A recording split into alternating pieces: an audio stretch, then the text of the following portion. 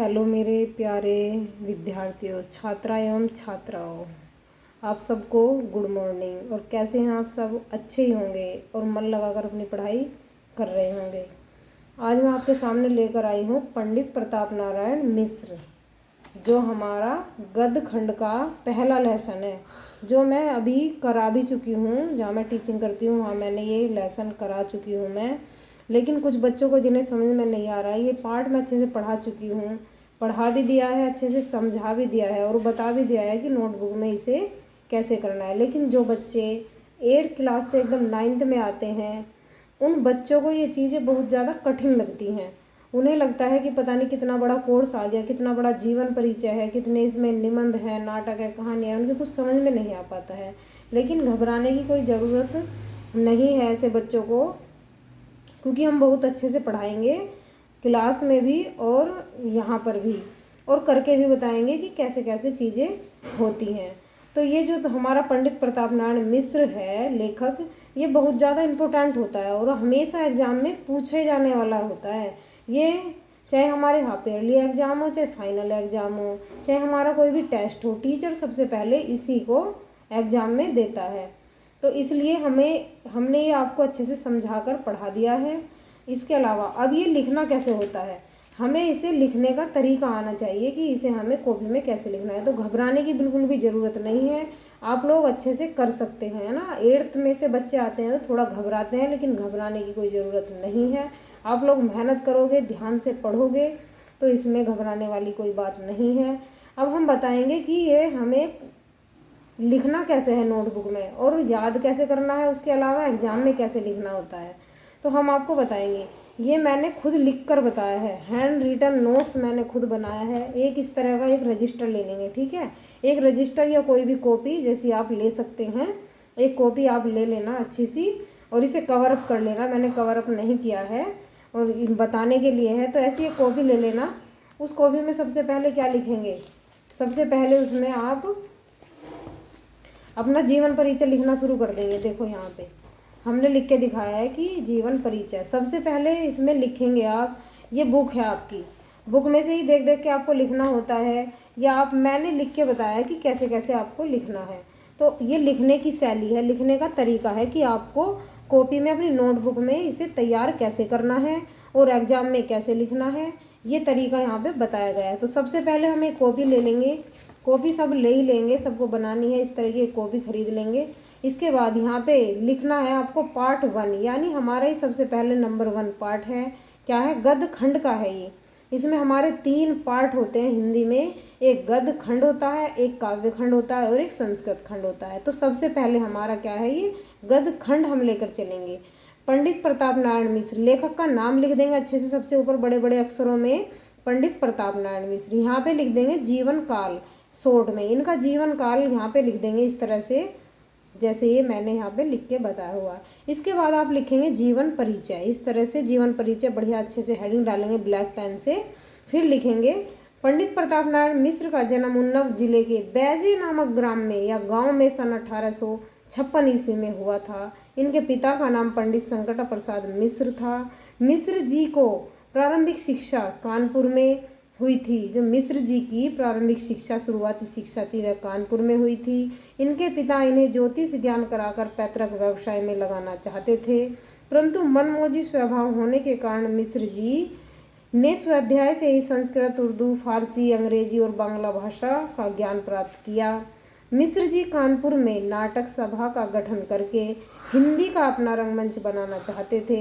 इन्हें संगीत में रुचि थी, इसी रुचि के कारण इन्होंने लावणी तथा ख्याल लिखने प्रारंभ किए। धीरे धीरे यह कवि व लेखक के रूप में हिंदी प्रेमियों के समक्ष प्रकट हुए।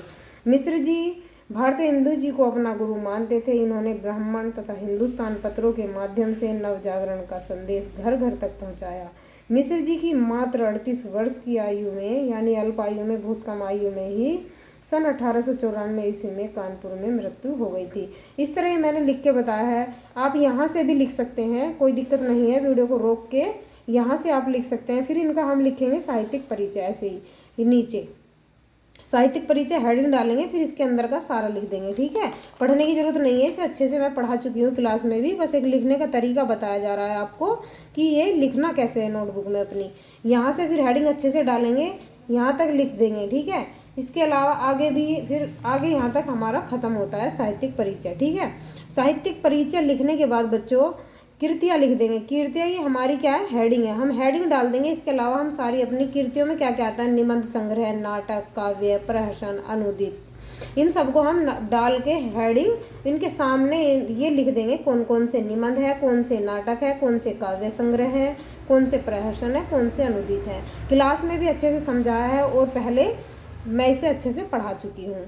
इसके अलावा फिर आपकी आती है भाषा शैली। भाषा शैली हमारा तरीका होता है, इसी तरह फिर भाषा शैली को आप लिख देंगे। नोट डाउन को भी मैं इसी तरह करेंगे और एग्जाम में भी आपको इसी तरह लिखना है। लिखने का तरीका आपका यही अट्रैक्टिव होना चाहिए, साफ सुंदर होना चाहिए, तो एग्जाम में आपको पूरा भरपूर नंबर मिलेगा, कोई भी आपका एक भी नंबर काट नहीं पाएगा। ठीक है, इसके अलावा आता है आपका शैली।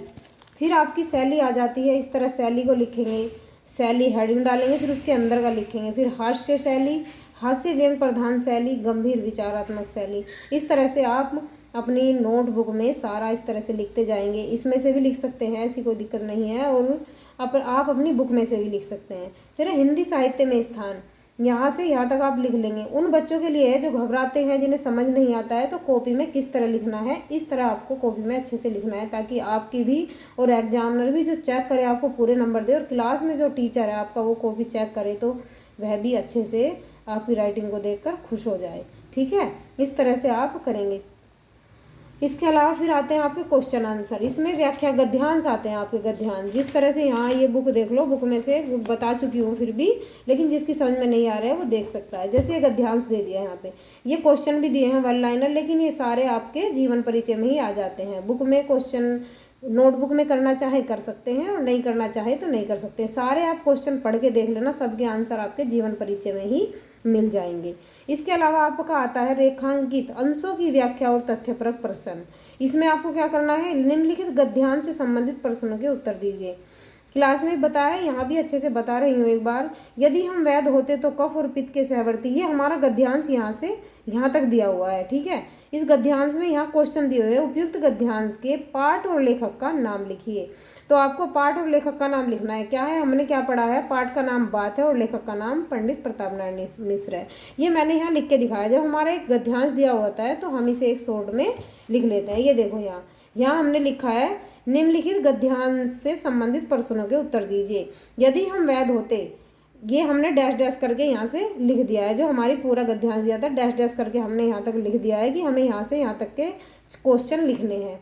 फिर हमने क्वेश्चन लिखा है प्रश्न नंबर 1, क्या लिखा है, उपयुक्त गद्यांश के पाठ और लेखक का नाम लिखिए। तो हमने लिख दिया है, उपयुक्त गद्यांश के पाठ का नाम बात है और लेखक का नाम पंडित प्रताप नारायण मिश्र है। आप चाहे तो इसे ब्लैक पेन से भी लिख सकते हैं, और इसे मैंने हाईलाइट कर दिया है। ठीक है, उपयुक्त गद्यांश का संदर्भ लिखिए। तो संदर्भ, ये क्वेश्चन क्या तो इस तरीके से आएगा या इस तरीके से आएगा, एक आएगा। तो इसमें क्या लिखेंगे, प्रस्तुत गद्यांश हमारी पाठ्य पुस्तक हिंदी गद्य खंड के बात नामक पाठ से लिया गया है, जिसके लेखक पंडित प्रताप नारायण मिश्र हैं।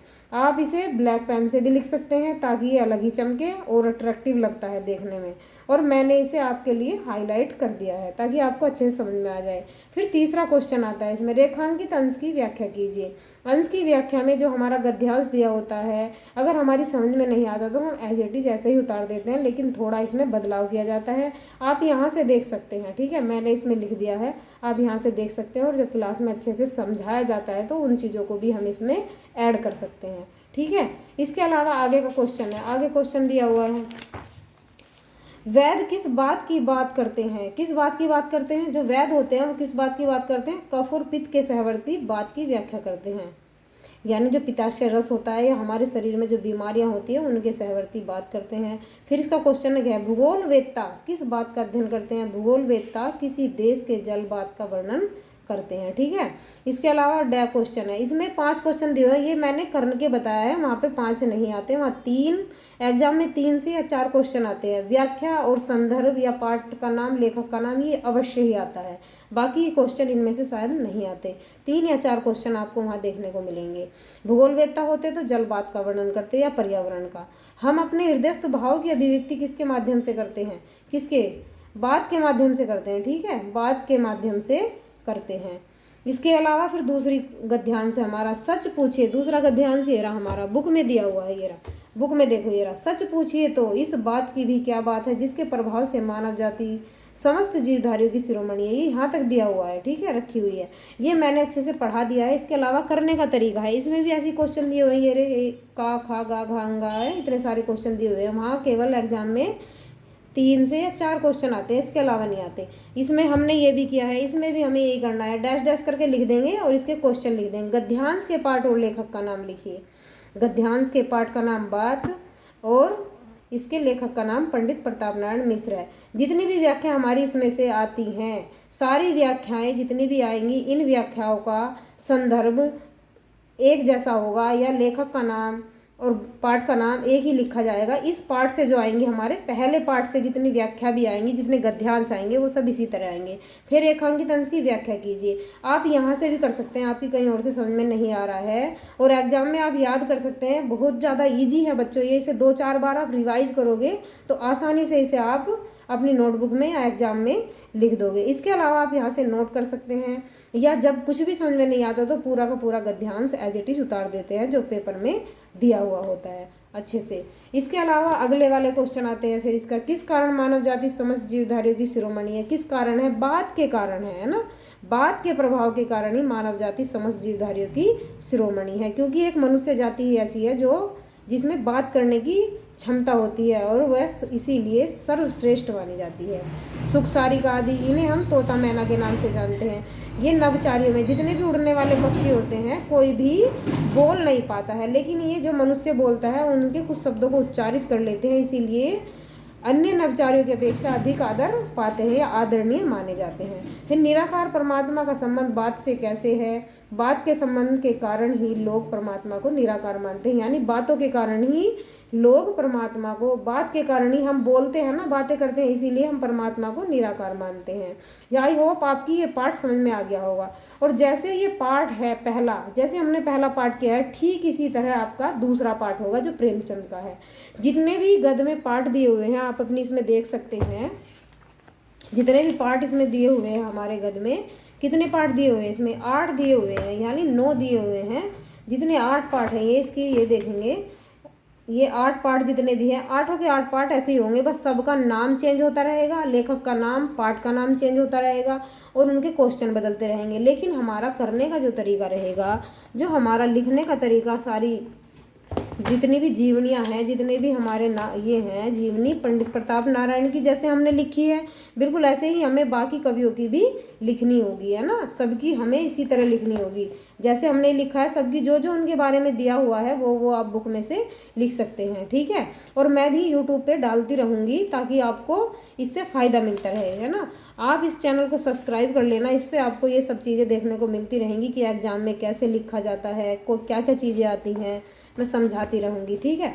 इसी तरह जैसे लिखी ऐसे ही बाकी के सब पाठों को करना है, लेकिन उनके बारे में पाठ का नाम और लेखक का नाम उन्हीं का लिखा जाएगा। जैसे हम नेक्स्ट पार्ट स्टार्ट करेंगे और ये पाठ आप अच्छे से कर लेना। जिस बच्चे ने कर लिया वेल एंड गुड, जिसने नहीं करा है वो कृपया करके इसमें से कर सकता है, ठीक है। धन्यवाद, thank you so much. Video अच्छी लगे तो अपने दोस्तों को शेयर करना और चैनल को सब्सक्राइब करना और कमेंट करके बताना कि वीडियो कैसी लगी और ये लिखा हुआ तरीका आपको पसंद आया या नहीं आया। थैंक यू, धन्यवाद सो मच।